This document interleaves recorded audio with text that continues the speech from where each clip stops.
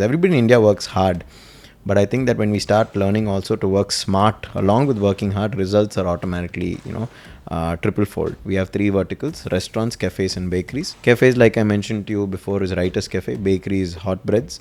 And our restaurant brands have a couple of brands such as Marina, Yente Kerala, Benjarong, Teppin, Chinatown. And we also do dabble in the cloud kitchen space with brands such as Malabar Point, Wafo and Phuket Street. Each of these brands that we have had different ways of being run. P&L cost structure will be different. Unit economics are different. Target audience is different.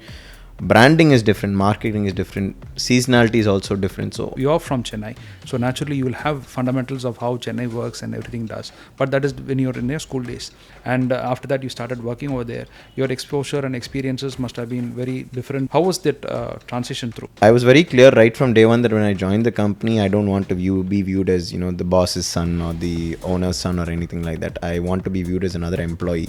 Okay. I wear the uniform, I wear an ID card, I adhere to all the rules and regulations. Leave I have to put in an application.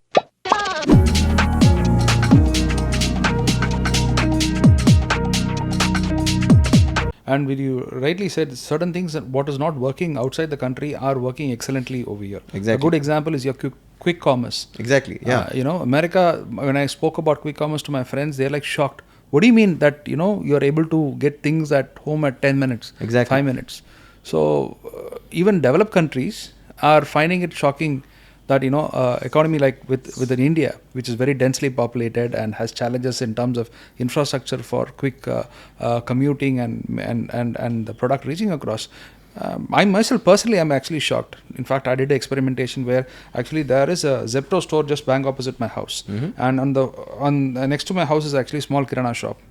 By the time the kirana shop come and deliver, the Zepto guy actually crosses the median, does a half a kilometer turnaround, comes and delivers it much faster than the guy who's just sitting in my gate. Oh, 100%. So it's quite shocking. But of course, business wise, when you speak about it, you would say that those guys are burning investors' money or venture capital money for them to acquire customers and then consolidate, and then slowly one day the cost will be built into it, profitability come in. Then by the time before we realize it, we would have already become addicted to that particular service.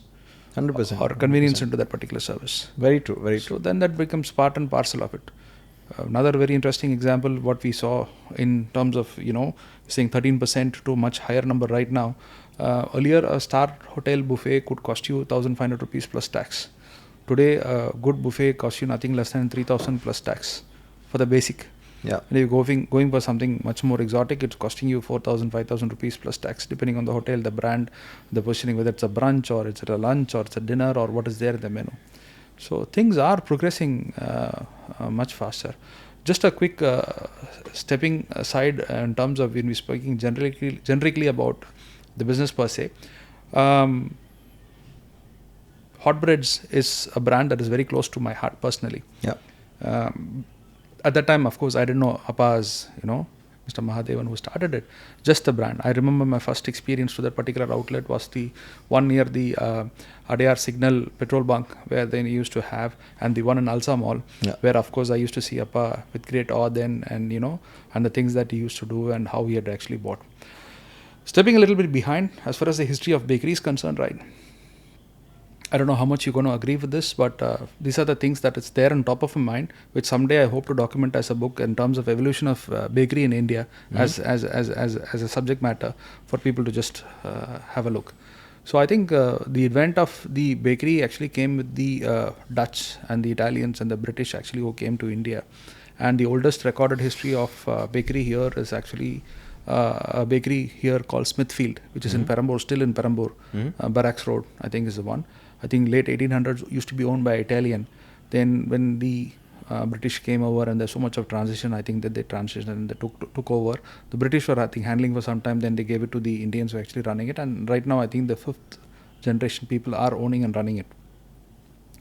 Further to that, then of course, your Spencer's was set, where it is actually a huge food hall kind of a setup was there, where all the Britishers used to get their breads and pastries and whatnot. And I do see some menus floating around the internet saying that what was the cost of the pastry or the breads there. So I presume that Spencer's were there for quite a long time. Subsequent to that, there's a bit of a gap, I think, And that's the time I think the Buharis, who with their innovation and with their entrepreneurship, they bought bakers from as far as from Vietnam and the Pacific side, and they did some very fancy cakes. So in the 60s, the Buharis was actually very, very popular.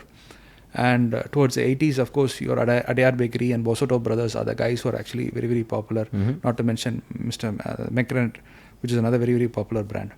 But I think 90s, being a 90s kid myself, I would say that, the most prominent thing that was for me was having a hot dog sandwich in hot breads, and also the birthday cakes and this one.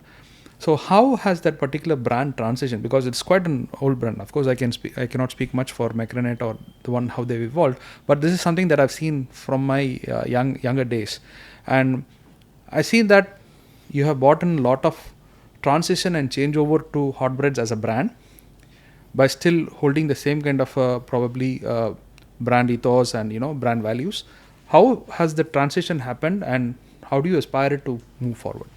Right. So, funny enough, you mentioned Hot Breath is celebrating its 35th year this year. We started fantastic. in 1989. Congratulations. And I think that my father, when he started Hot Breads, I think he wanted to give a vision of freshly baked products, right, at affordable prices, to everybody, right, and freshly baked products, affordable prices to everybody, is the same still ethos we follow today. And that's what I said. We touched upon this earlier, that the same customer that Hot Breads had since 1989, if I focused on still targeting that same customer from 1989, in a couple of years I will have no more customers to target. Right? Fortunately, yes, of course, as we age and as science evolves, the lifespan of humans is evolving. But if let's just say all my customers since 1989 live to say even 100, right? In 2089, Kapron, the brand will not have any customers. Right? This is assuming that from a 1-year-old you're a Hot Breads customer. Right? So I think that over the years the brand has had its ups and downs. I think everything has. I think as most companies and large brands who've been around for that amount of time have. And I think that when we as a company started managing the brand in 2020, right, when we assumed full management and ownership control, we sat down and then started going back and saying, who are our customers? What are we trying to do here? And then we spent time in stores. We spent a lot of time interacting with our regular customers, understanding over the years, why have they been coming back to Hot Breads? What brought you back to Hot Breads? Because at that time, even till today, you have much fancier looking, better looking bakeries with a much wider range of products, things like that. And I think that what I said, freshly baked produce at affordable prices, right? So we said, okay, till date, we sell our Royal Selection half loaf bread, right? 350 gram loaf, 50 rupees, right? No preservatives. It's a 48-hour shelf life product, and it's been that way since 1989, right? We really want our customers to know that our products are freshly baked.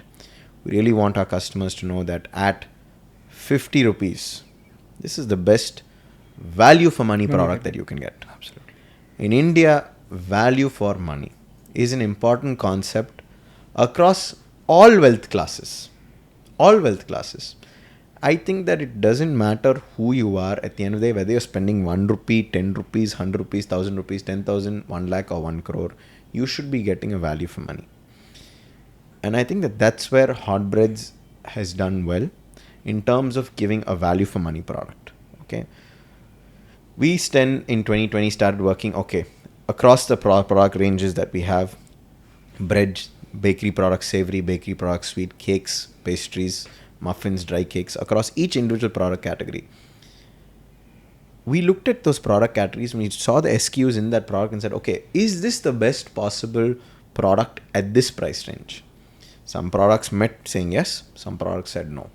The products that said no, we started looking in further. We started improving recipes. For example, now in hot breads, most of the chocolate that we use is pure chocolate. Wow. Right?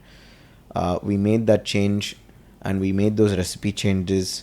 We tested it out with customers, and customers were very, very appreciative about it. Okay. Right? We wanted to elevate the customer experience, and to many of our customers, they didn't even understand the difference between pure chocolate and compound chocolate. Right? Correct. Many people till date don't know it. It's the same difference. Many For them, people don't as far know. as chocolate is concerned, just Cadbury's is Exactly, chocolate. right? And it's the same thing that, as far as everybody else is concerned, they think that every ice cream there is an ice cream. They don't understand the difference between a frozen dessert and an ice cream. Absolutely. Right? And I think that, that's where the brand has done well over the years, right?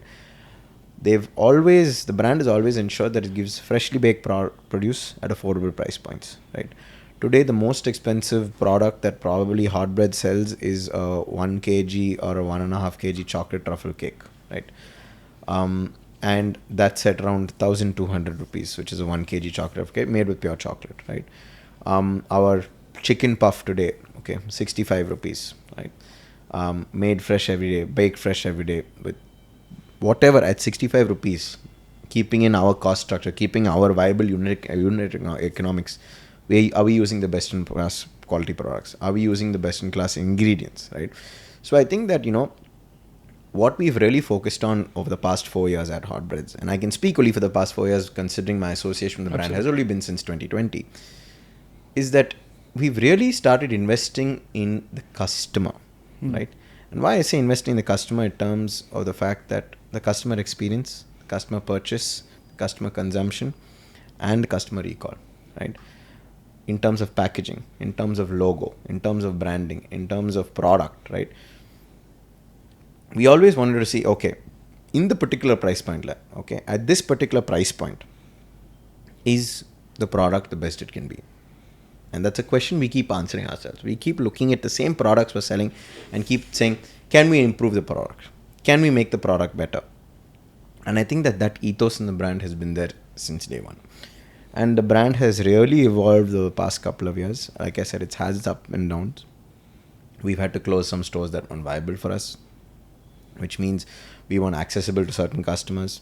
But at the same time, we were very happy that customers still came looking for us, right? They wanted to be able to consume our products. They wanted to be able to come to our stores. They wanted to be able to have our cakes, have our breads, have our pastries. And I think that's where, that investment in the customer, and initially in 2020, 2021, our marketing as a percentage of sales shot up all the way from 11%. Whereas before 2020, it was not even more than 1%. Okay. And we were losing money. And, I was faced with a lot of pressure saying, we have to turn the business profitable. But we had to understand that, that incremental 10% of cost was a cost towards the brand in the long run, right? And today, if you look at it, sales are going well, but our costs, now marketing costs are only around 3%, right? And we had to build, we still, I think we're still trying to figure out our social media strategy, because at the end of the day, many of the customers who built the brand in the early years don't really use social media. Absolutely. Right? Many must be in the 40s now? Exactly. Okay. Yeah. Or maybe even later. Maybe even in the 50s, 60s, more than that as well, right? Absolutely. And I think that's where, like I said, freshly baked produce at affordable price points, right? A customer wants to have good value for money. And I think that value for money concept is something that at Hot Breads we really respect. Food safety is something at Hot Breads we really respect. Freshly baked products at Hot Breads is something we really respect. And at the end of the day, customer feedback is something we really respect. Tomorrow, if a customer comes and says something is wrong with our product, we really take care to understand what happened, what went wrong where, right? We aren't the brand that really prides ourselves and says, no, our product is the best, nothing can be wrong with our product, right? Even if it's a 75 rupee pineapple pastry, or if it is a 1,200 rupee chocolate truffle cake, we really spend time to understand what was wrong with the product. And we take every single review and every single feedback very, very seriously. And I think that's what's helped the brand be here for 35 years. Absolutely. And hopefully, with the right guidance, with the right investment and like we spoke about, a capital and resource allocation, the brand can be there for the next 35 years as well. Absolutely, absolutely. Just out of the question now, recently we have a small bakery over here attached to our training academy. Yeah. So yesterday we had a very peculiar case. So this is like real life situation in terms of, probably I'll take input from you in terms of how to better handle it. So the thing is that, right, today everything is actually optics, or rather everything is peripheral, right? Yeah. So a customer calls our manager, store manager, and say that day before yesterday I ordered X product, and that particular product was very bad. Give me your number, I need to speak to the owners. So the guy said, as he's been trained, he says that, sir, please can you refer to the bill number and what is the date of purchase and everything. So the guy says, no, and he goes to a little bit of a higher tone and says, no, I just want the owner's number. So what this guy does is that, since he doesn't have any information to work on, he just works on that particular register and the date which is referencing, and check that so-called SKU is not there actually in the system, right? So that means that sale has not actually happened. So when the customer he keeps on calling, this guy keeps on calling, and he calls and says that, I'm asking you for owner's numbers, why you're not giving your owner's number? He said, by policy we don't give the owner's number, right? It is not a matter of owner, it is actually academy. In the academy we have the frontage to help the students to learn the business. That is what we have out over here. So please refer your bill number and give me, so I can attend to the problem and try to resolve this. Then he goes off tangent in terms of using abusive words and this one, and threatens the manager, saying that, see what is going to happen to your company tomorrow, I'm going to do this, and continues to abuse him. So let us assume that I'm an inexperienced person, and you as an experienced person in terms of running bakery and restaurants, how do you actually address these kind of problem in this particular instance, and what would be the right course for us to handle this particular situation? See, I think when you look at a customer, you have to look at a customer like you're looking at every other relationship. Yeah. You may have done something wrong, you may not have done something wrong, but you have to hear that person out. Absolutely. I always tell them, we face these issues on a daily basis, right? We'll get a call, sir, customer on the issue, rumbo tension aitar, sir, customer. So I always tell them, our teams, you handle the customer like how you handled your partner at home. Okay. You handled your customer like how you handled your friend when you had a fight in school. Okay. If he's yelling at you, you're yelling at him, there's no solution. So I think that the first aspect is that making sure that the customer is heard. Okay. Yes, of course, at times we also get calls saying, we want to speak to the manager, we want to speak to the owner, we want to speak to this thing. So there are escalation policies left in place. For example, in the company, if it's a food safety issue that has been highlighted, even in food safety, we have category 1, category 2, category 3. Okay, food safety level category 1 is the highest, right? Okay. Where there may have been a breach of, for example, a customer would have seen a foreign object in a food. Okay. A customer may have been served the wrong product, things like that. And in all these instances, the first thing we have to do is that when the customer is very, very, very upset with something, we have to hear them out. And in the service industry, customer is always king. And customer is always right. Okay. I always tell our teams, first focus on handling the customer. Then start focusing on handling what the actual issue is. First, the customer has to be dealt with, right?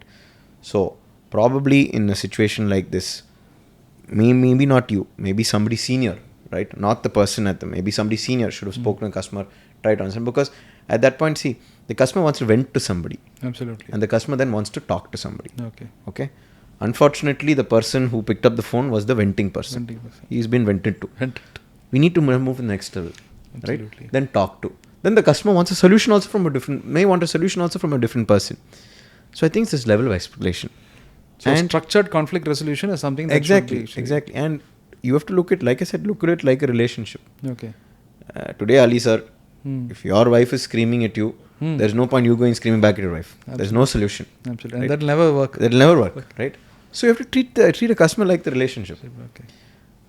Hear them out. Absolutely. Understand what went wrong. But make sure they're taken care of, handled. Absolutely. They want to be heard.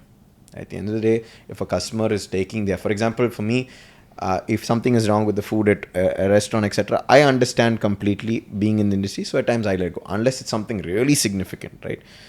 Then of course, even I lose my cool at times, right? And I also want to be heard too, right? And I'll receive a call back, I'll receive this, and then when I'm in a better mindset, I'll be able to explain my problem to them as well, right?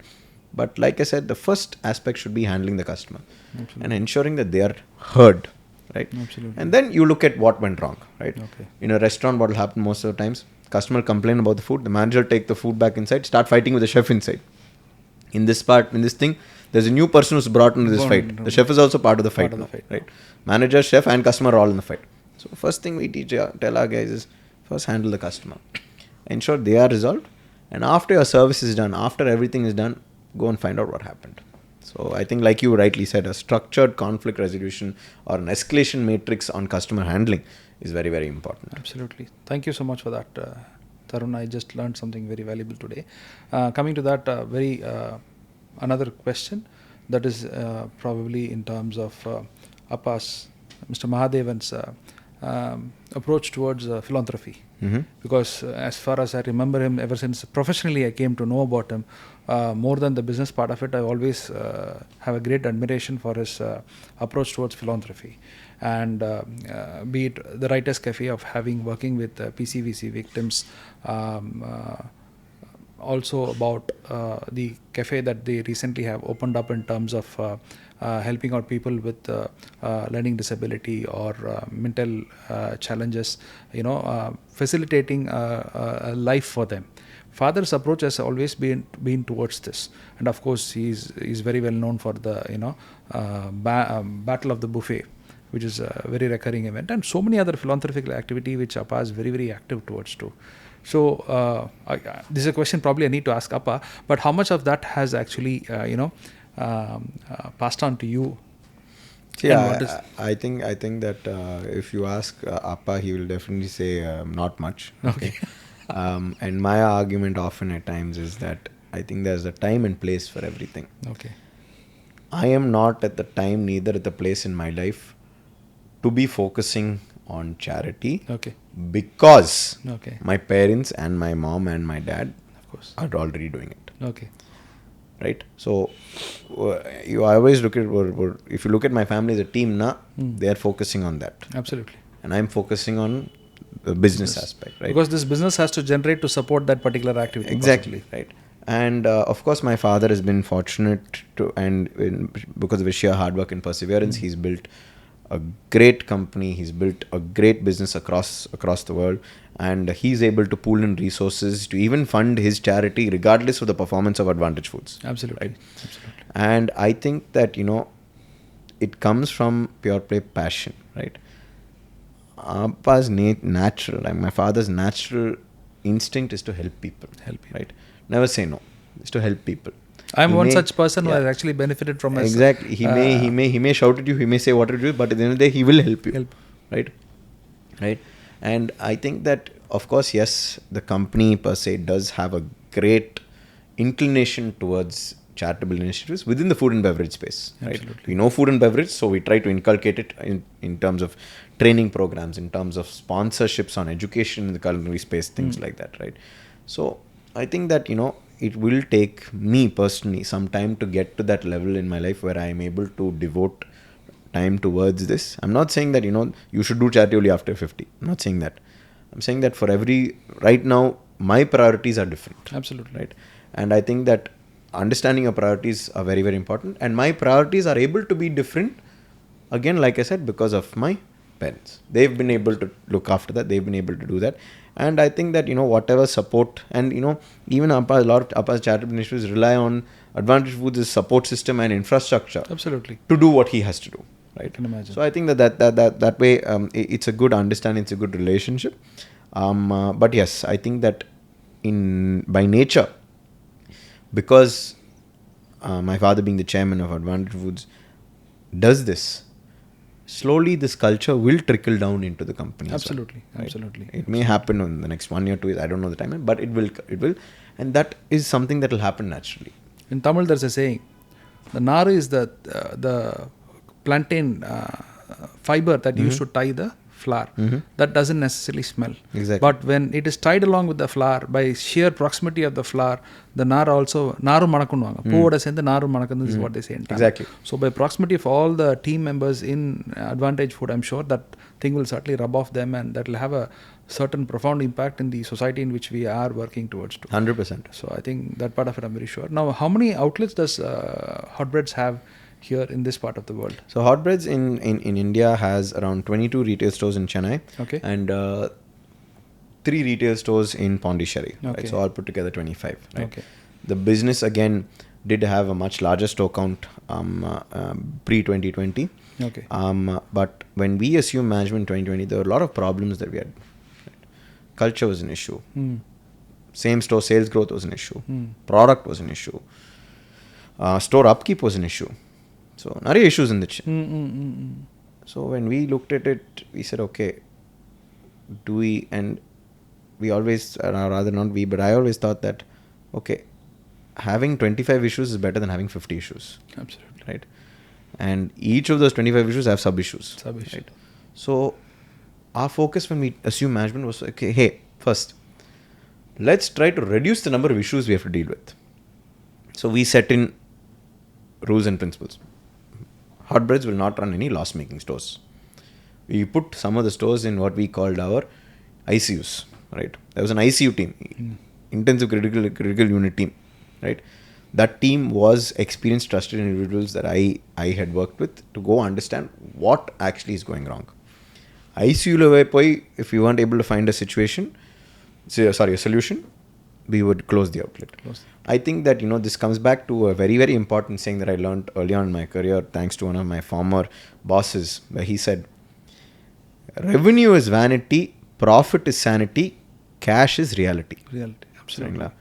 நீங்கள் ஒரு 100 கோடி sale பண்ணிவிட்டு 10 கோடி loss பண்ணிங்கன்னா shouldn't be the way to think about a business. Absolutely. நீங்கள் ஒரு 100 கோடி sale பண்ணிவிட்டு 1 கோடி ப்ராஃபிட் பண்ணிவிட்டு பேங்க்கில் வந்து 1 கோடி இல்லைன்னா again, that's not the way to do business.